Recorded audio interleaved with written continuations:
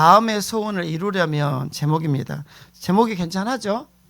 여러분 오늘 잘 들어주시면 올해 안에 이제 우리가 마음의 소원을 이루려면 어떻게 하면 우리의 마음의 소원을 이루는지를 여러분과 말씀을 나누려고 해요.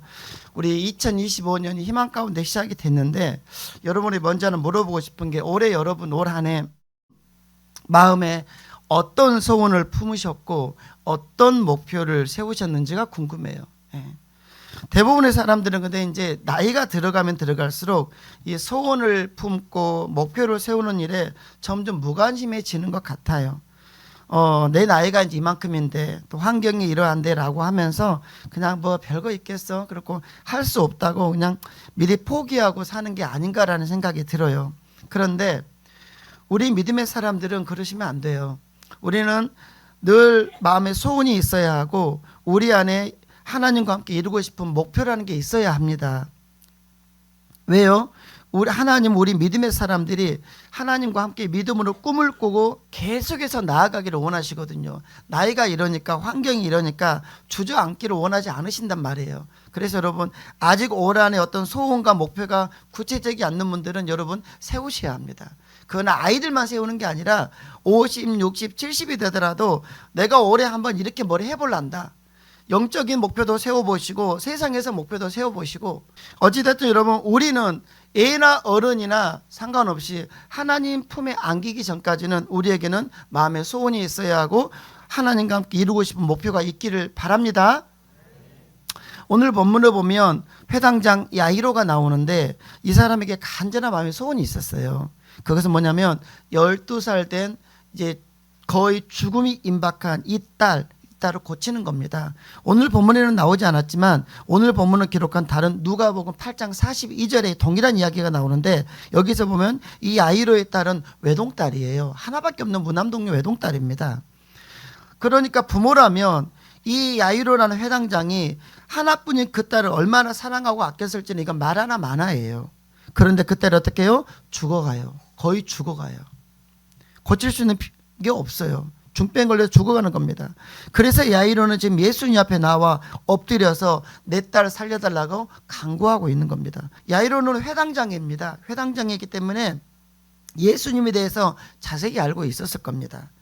이 사람은 그래서 예수님의 능력도 알았던 반면에 믿었던 반면에 당시 유대 종교 지도자들에게 있어서 이 예수라는 이 젊은이가 어떤 대상인지, 즉 한마디로 말하면 유대 종교 지도자들이 예수를 얼마나 싫어하고 배척하고 있는지를 그것도 알았던 거예요. 예수님의 능력도 알았고 예수님에 대한 지금 평가도 알고 있었던 겁니다. 그럼에도 불구하고 야이로가 어떻게 해요? 예수님의 발 앞에 와서 엎드려 간구했다. 구했다라는 것은 딸을 살리려는 마음의 소원이 얼마나 간절했는지 보여주는 거예요. 왜요? 이 사람하고 가까이 하면 별로 좋을 게 없는 사람이었거든. 그런데도 와서 엎드려 구하고 있는 겁니다. 여러분, 먼저 우리 마음의 소원을 여러분 이루시려면, 여러분 마음의 소원을 이루시려면 당연한 이야기가 뭡니까? 마음에 불타는 소원이 먼저 있어야 돼요.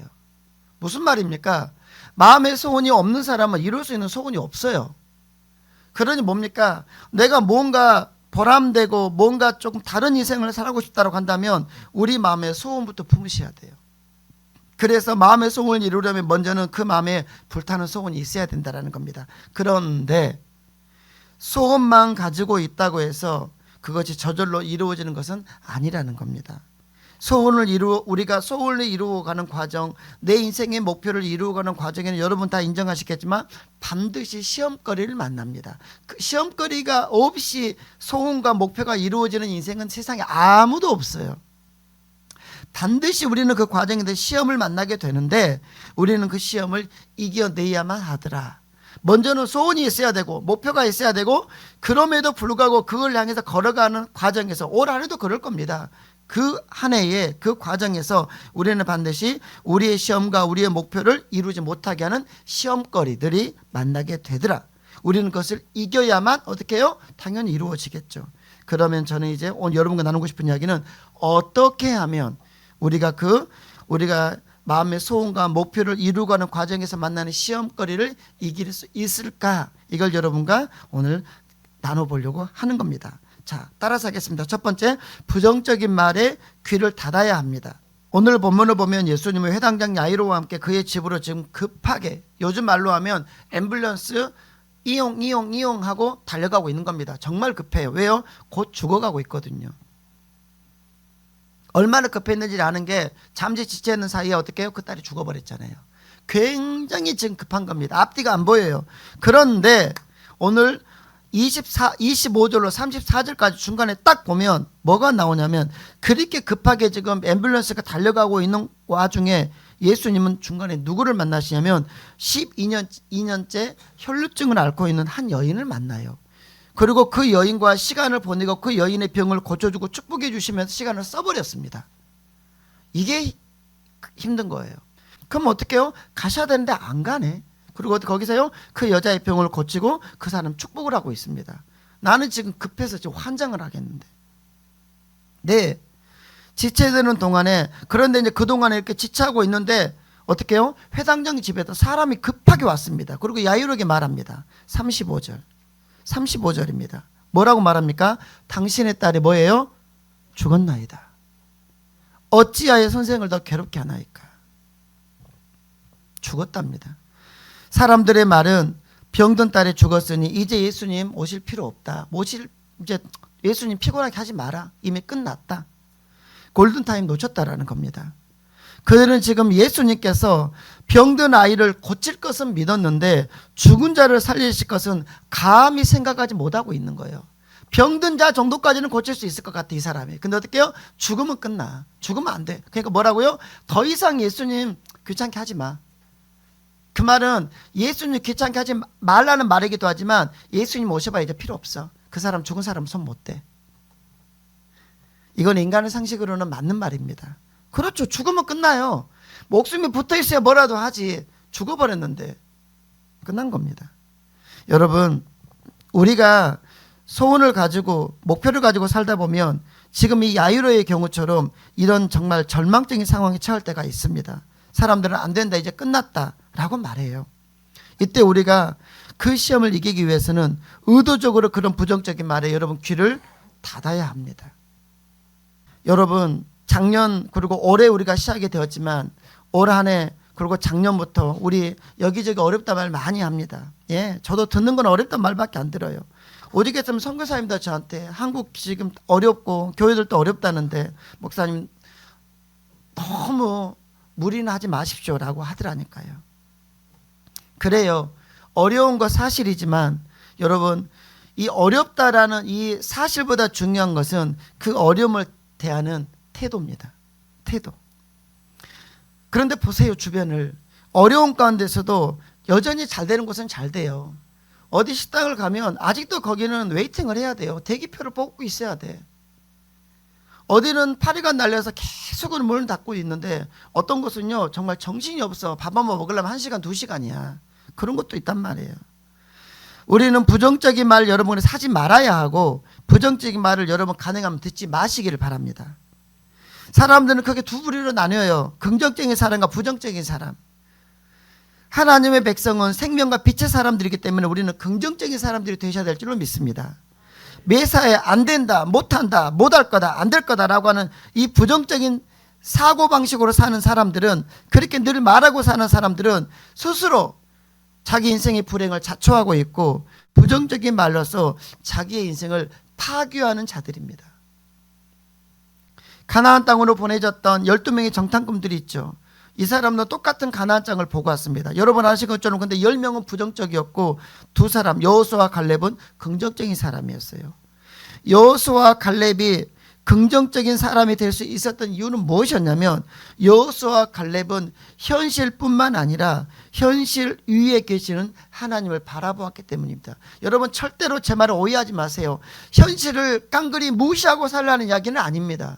현실을 깡그리 무시하라는 말이 아니라 현실만 보고 살지 말라는 거예요. 우리는 우리와 그리스도인들과 믿지 않는 사람들이 극단적인 차이가 무엇인지 아십니까? 그들도 우리도 현실을 봅니다. 그러나 우리는 현실만 보지 않는다고요. 우리는 뭐 또 봅니까? 그 현실을 위해서 나를 이끌어가고 계시는 하나님을 보고 있고 하나님을 우리는 만나고 있는 사람들입니다. 그게 우리와 믿지 않는 사람들의 차이예요. 믿지 않는 사람들은 하나님이 없고 하나님의 도우심을 받지 못하기 때문에 그 사람들은 10명의 정탐꾼처럼 현실밖에 못 봐요. 우뚝 쏟아있는 철옹성 같은 성과 거인 같은 사람들밖에 볼 수 없어. 그래서 그들은 뭐라고 합니까? 예, 우리 다 죽었다고 하는 거예요. 그러나 우리는 뭐예요? 그 현실에서도 하나님께서 이끄시고 원하시면 나를 인도에 들이신다라는 그 믿음이 우리에게 있으면 믿으시기를 바랍니다. 이게 차이예요. 결국 어떻게 됩니까? 그 결과가 하나님은 출애굽 1세대 중에서 여호수아 갈렙 두 사람만 딱 가나안에 들어가게 하셨습니다. 나머지는 다 죽었어요. 그리고 하나님이 긍정적인 두 사람 여호수아와 갈렙을 지도자로 세워서 이스라엘의 새 역사를 이끌어 가신 줄 믿으시길 바랍니다. 하나님은 능력 없는 자는 쓰실 수 있어도 부정적인 자는 안 써요. 조금 현실적이지 않기를 바랍니다. 때로는 조금 현실과 함께 하나님 볼 수 있는 눈이 열리시기를 바라요. 우리의 소원을 그래서 이루기 위해서는 마음과 사고방식에 있어서 할 수 있다라는 긍정적인 사람이 되셔야 됩니다. 긍정적으로 말하고 긍정적인 말을 가려서 들어야 돼요. 그래서 여러분, 타인이 여러분을 향해서 생각 없이 짓거리는 그런 부정적이고 파괴적인 말을 듣지 말기를 바랍니다.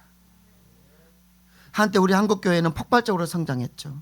근데 요즘에는 그 성장세가 주춤한 가운데 있는 게 사실이긴 합니다. 그래서 이런 말들을 합니다. 전도 힘들다. 부흥 안 된다. 개척하면 망한다. 이런 말 누가 하는지 아십니까, 여러분? 성도들이 합니다.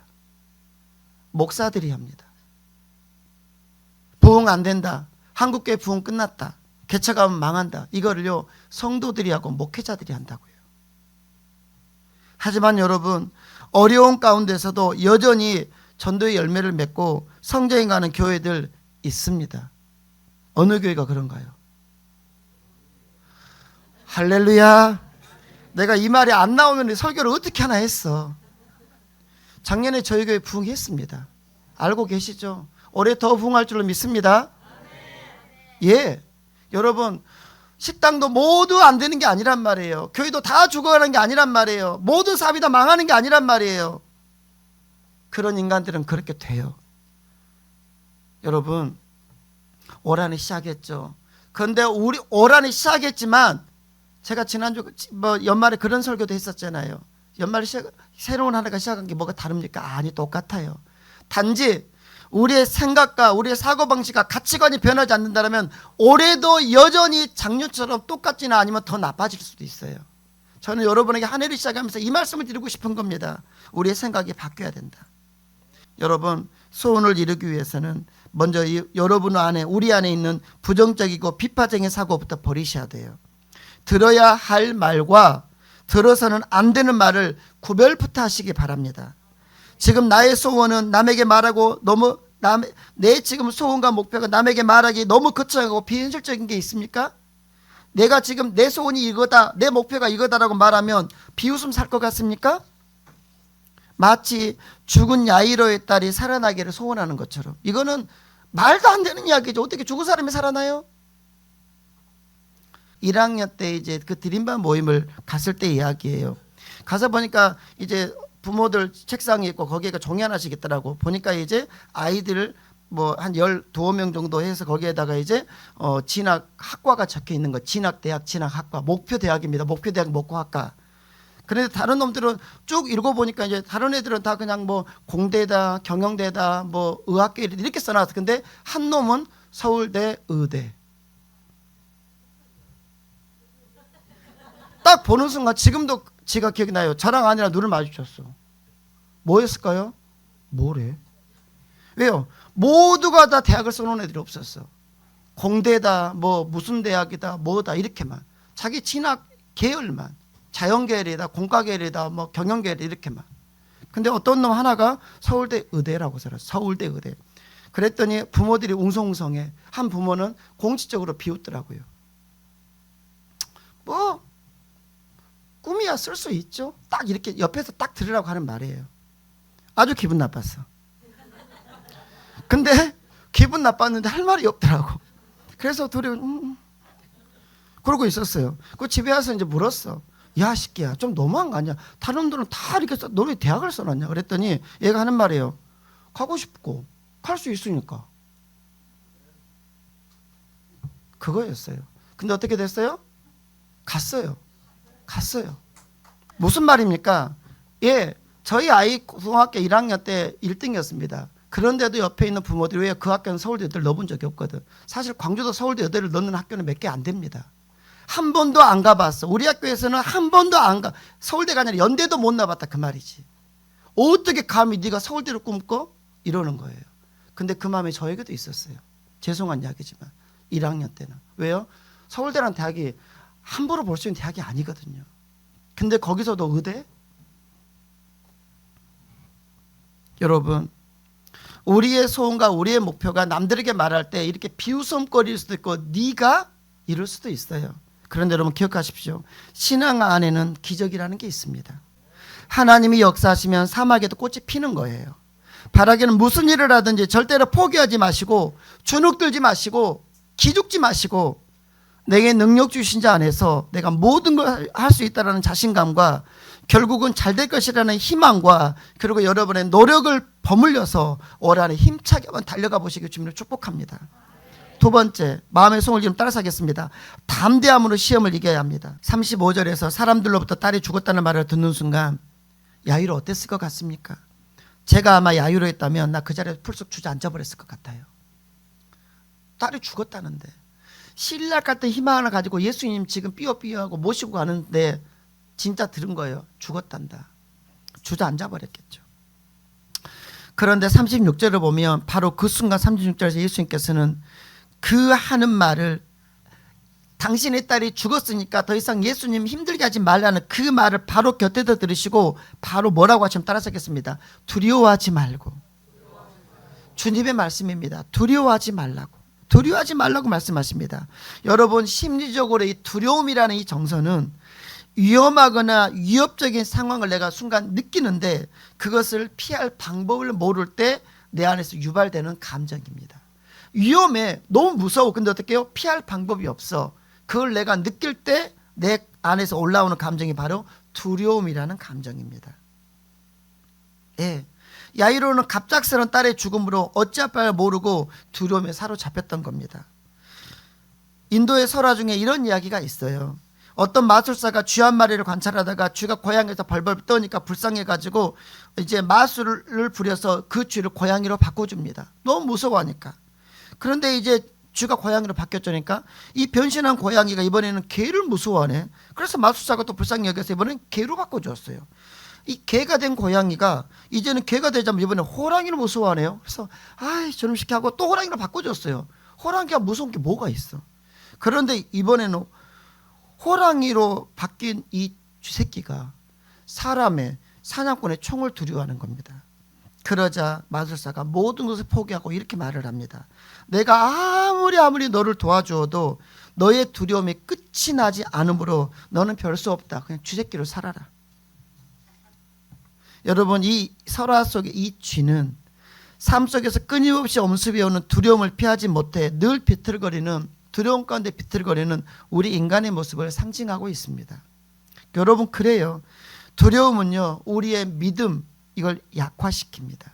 그렇기 때문에 성경을 보면 하나님께서 어떤 일을 이루시기 전에 하나님이 당신의 역사를 이루시기 전에 늘 하시는 말씀 사람들에게 하시는 말씀이 뭐냐면 따라서 하겠습니다. 두려워 말라. 네, 이 말씀입니다. 두려워 말라. 하나님은 당신의 역사를 일으키시려고 다 준비가 됐어요. 그리고 마지막에 하시는 말씀이 두려워 말라. 두려워하지 말고 따라만 오라. 그 말씀 하시는 거예요. 예. 여러분 이 세상은 요동치는 바다와 미쳐서 요동치는 바다와 같아요. 우리가 사는 세상에 그래요. 올 한해 우리는 또 한 해를 살아가며 25년을 살아가면서 얼마나 많은 미친 광풍을 만날지 모르겠어요.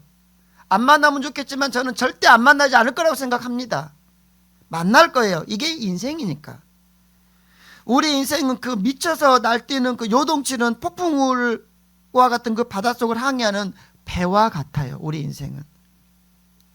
우리는 그래서 이런저런 시험의 폭풍우가 다가올 때 두려워하지 말고 우리와 영원토록 함께 하시는 하나님, 지금 여기까지 저와 여러분 우리를 이끄시고 도우시는 그 전지전능하신 하나님만 바라보고 나아갈 수 있어야만 합니다. 그래야만 우리는 두려움을 이길 수 있어요. 그러지 않고 정말 요동치는 폭풍을 우리가 그 속에 우리의 마음을 쏟고 그 폭풍 후에 우리에게 집중하기 시작하면 우리는 그 폭풍을 뚫고 나가지 못할 겁니다. 하나님 그래서 우리에게 말씀하십니다. 여호수아 1장 9절 내가 내게 명령한 것이 아니냐. 강하고 담대하라. 두려워하지 말고 놀라지 말라. 내가 어디로 가든지 따라서 하겠습니다. 내 하나님 여호와가 너와 함께하느니라. 여러분 믿으시기를 바랍니다. 어떤 상황에서라도 우리를 붙잡고 계시고 우리를 이끄시는 그 전지전능하신 그 하나님의 손 안에 여러분이 있음을 믿으시고 올 한해 만나는 어려움 가운데 더 이상 뚫고 나갈 수 없나? 이게 끝인가? 라는 그런 절대절명의 상황에 놓이더라도 그 하나님 손길을 의지하면서 담대히 두려움을 이기고 하나님과 함께 걸어가는 한 해가 되기를, 그래서 마음의 소원을 이루시는 한 해가 되기를 주님의 이름으로 축복합니다. 마지막 세 번째, 마음의 소원을 이루면 따라서 하겠습니다. 믿음으로 시험을 이겨야 합니다. 절망하고 있는 야이로에게 36절에서 우리 예수님은 두려워하지 말라고 하신 다음에 그 다음에 한마디 더 하십니다. 따라서 하겠습니다. 믿기만 하라. 두려워하지 말고 믿기만 해라. 누구를? 나를. 연약한 야이로 너를 믿지 말고 능력의 하나님이신 나를 믿어라 라는 겁니다. 네, 우리 예수님이 그렇게 말씀하신 것은 그의 믿음의 등불이 꺼지지 않도록 하기 위해서. 믿음의 등불이 꺼져갈 때가 있거든요. 믿음의 등불이 꺼지려고 해요. 여러분 기억하십시오. 우리 안에서 올라오는 두려움은 우리의 믿음을 약화시키지만 내 안에 있는 믿음은 두려움을 몰아냅니다. 두려움은 다른 걸로 몰아지지 않아요. 환경이 두려움을 이겨내는 게 아니라 여러분 꼭 기억하셔야 돼요. 두려움이라는 것은 믿음이 몰아냅니다. 우리가 믿는 하나님, 우리를 도우신 하나님, 그분은 어떠신 분이십니까? 시편 기자는 시편 121편 1절로 2절에서 이렇게 고백합니다. 그 하나님을 내가 산을 향하여 눈을 들리라. 나의 도움이 어디서 올까? 나의 도움은 천지를 지으신 여호와에게서로다. 너무 귀한 한 구절이죠. 예, 도무지 불가능하게 여겨지고 그 와중에 우리는 절망과 두려움이 우리에게 엄습해 올 겁니다. 그럼에도 우리는 포기하지 말고 눈을 들어 천지를 지으신 전지전능하신 하나님을 바라보면서 그 하나님이 여러분을 사랑하시고 여러분을 도와줄 것을 믿으시길 바랍니다. 시편 기자의 고백이 여러분 고백이 되었으면 좋겠어요. 나는 올 한해 2025년을 나를 사랑하시고 천지를 지으신 여호와 하나님을 바라보며 가리라. 예수님 믿기만 하라고 하세요. 그저 전지전능하신 하나님을 믿으라는 겁니다. 하나님은요, 우리가 당신을 믿어주는 것을 굉장히 좋아하십니다. 저도 그렇더라고요. 저도 아버지가 되어보고 세 자녀가 있는데 이 아이들이 나를 믿어주고 우리 아버지는 능력 있는 분야라고 믿어준다라면 저는 이거는 너무너무 감사하죠. 예, 여러분 믿기만 하면 좋은 일이 일어나고 놀라운 일이 일어나게 됩니다. 어느 날 알렉산더 대왕이 자신을 위해서 충성을 다한 참모들을 모아놓고 그동안 수고했다. 이제 너희들 소원을 내게 하나씩 말해보라. 내가 소원을 들어주리라고 했답니다. 많은 참모들이 좋은 집을 한 채 하사해 주십시오. 좋은 말 한 피를 좀 주십시오. 그동안 너무 힘들었으니 좀 장기 휴가를 좀 주십시오. 어쩌고 저쩌고 이야기를 합니다. 그런데 한 신하가 가만히 있다 이런 말을 합니다. 대왕이시여, 대왕께서 정복한 나라 중에 한 나라를 주십시오. 스케일이 달라 이놈은. 그러다 웅성웅성합니다. 미친 거 아니야? 아니, 나라를 달라고 하면 어떡해? 집을 달라고 해야지. 이런 겁니다. 근데 알렉산더가 뜻밖의 이런 대답을 했답니다. 나라 하나를 너에게 주리라. 그대는 나 알렉산더가 나라라도 하나 뚝 떼어줄 수 있는 큰 사람으로 믿어주었기에 나 역시 너에게 이런 호의를 베풀리라. 나라를 주었답니다. 여러분, 우리 그렇잖아요. 우리도 누가 나를 믿어주면 그 믿음에 보답하고 싶은 것처럼 하나님께서도 여러분이 그 하나님을 믿어드리면 그 믿음대로 역사해 주심을 믿으시기 바랍니다. 우리는요, 하나님을 믿는다고 하지만 잘 안 믿는 것 같아요. 믿는다고 하는데 잘 안 믿어. 뭐처럼요? 야이로의 죽지 않은 딸은 고칠 수 있을 것 같은데 죽은 딸은 손 못 대는 것처럼. 하나님은 여기까지는 해주실 것 같은데 여기는 안 해주실 것 같은 것. 왜요? 하나님은 거기까지는 못해. 왜요? 상황이 이러는데 이걸 누가 바꿔? 이런 이야기라는 겁니다. 그러나 여러분, 좋으신 하나님을 믿으면 좋은 일이 일어날 것이고 기적의 하나님을 믿으면 기적이 일어날 줄로 믿습니다. 믿음의 역할이에요. 믿음의 자리예요. 네. 제가 오해하지 말고 너무 현실만 보지 말라고 드릴 말씀 여러분 꼭 기억하십시오. 너무 현실만 보지 말라고. 현실은 보되 그 현실을 움직이고 계시는 그 능력의 하나님이 여러분의 아버지이신 것을 믿으시기를 바랍니다. 그럼 오늘 본문의 죽은 야이로의 딸은 어떻게 됩니까? 41절로 42절입니다. 같이 읽어볼까요? 그 아이의 손을 시작. 그 아이의 손을 잡고 이르시되 달리다고 마시니 번역하면 곧 내가 내게 말하노니 소녀야 일어나라 하심이라. 소녀가 곧 일어나서 걸으니 나이가 12살이라. 사람들이 곧 크게 놀라고 놀라거늘. 할렐루야. 아멘. 예, 살아났습니다. 달리다고 마시니 그 죽은 12살짜리 야이로의 딸이 일어나 버렸습니다. 여러분의 삶에도 이런 달리다고의 역사, 일어나는 역사, 잘되는 역사가 있기를 주님으로 축복합니다. 올 한해 마음의 소원이 이루어지는 역사가 있기를 여러분 축복해요. 그러기 위해서 주님은 지금도 우리에게 믿기만 하라고 말씀하세요. 제발 좀 믿어라. 네 힘만 의지하지 말고, 네 지혜만 의지하지 말고, 네 경험만 의지하지 말고, 네 머리로 안 되니까 안 된다고 주저앉지 말고 해라. 예. 저는 항상 우리 아이들이 가는 이야기입니다. 끝까지 최선을 다해라. 예를 들면 중간고사 배렸다라고 와 이번 학기 배렸다 하지 말고 마지막 기말고사까지 달라붙어라. 물고 늘어져라. 마지막 끝날 때까지 끝난 게 아니더라고. 제가 자꾸 말해. 우리 집에서는 끝날 때까지 끝난 게 아니야. 마지막 끝나서 모든 결정이 나올 때까지는 끝난 게 아니야. 왜 그렇게 빨리 포기하시는지, 아직 하나님이 안 끝났다는데 왜 그냥 절망하고 끝났다라고 인생에서 그냥 딱 셔터를 내려버리시는 건지. 학생들도 마찬가지예요. 인생을 몇 년 살았다고 아직 남아있는 시간이 많은데 왜 나는 여기까지밖에 될 수 없다라고 자신을 한계 짓는지. 여러분, 여러분의 한계를 한계 짓지 마세요. 우리의 한계는 하나님만 한계 질 수 있는 거예요. 우리의 인생은 하나님만이 제한하실 수 있어요. 반대로 말하면 하나님이 원하시면 우리의 인생은 열리는 걸 믿으시기를 바랍니다. 예, 말씀 마치려고 합니다. 사람의 인격이란 그 사람의 소원이 무엇인가에 따라 달라요. 인격이 뭐라고요? 그의 소원이 무엇이냐에 따라 달라진다고요. 그래서 고상한 인격의 사람은 마음의 소원이 고상합니다. 저속한 사람은 그 소원이 저질적입니다. 역사의 위대한 사람들은 모두 위대한 소원을 품었던 사람들입니다. 아브라함 링컨은 유명한 말이 있죠. 내가 이 세상에 태어났고 이 세상에 내가 살았기 때문에 이 세상에 나 아브라함 링컨 때문에 조금이라도 좋아졌다는 소식을 듣고 나는 죽기를 원한다. 무지막지하게 멋있는 이야기죠. 이런 위대한 소원 때문에 링컨은 우리가 아는 것처럼 노예를 해방시켰고 역사에 길이 남는 위대한 지도자가 된 걸 믿으시길 바랍니다. 올 한 해 여러분에게도 하나님이 기뻐하시는 위대한 소원이 있기를 축복합니다. 그리고 그 소원을 이루어가는 과정에서 만나는 시험을 여러분 이겨내시기를 바랍니다. 그러기 위해서 여러분 우리는 부정적인 말에 귀를 닫고 부정적인 생각들을 몰아내셔야 돼요.